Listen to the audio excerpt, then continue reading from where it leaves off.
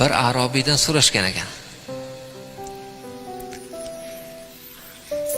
Sen hech jannatga tushaman deb o'ylaganmisan deb. Desa bu nima dermishda? Arobiy rosa to'g'ri odam, qishloq odam bo'lar ekan. "Ey sen nima deyapsan? Allohga qasamki, men biron marotaba bu haqda shubha qilmaganman.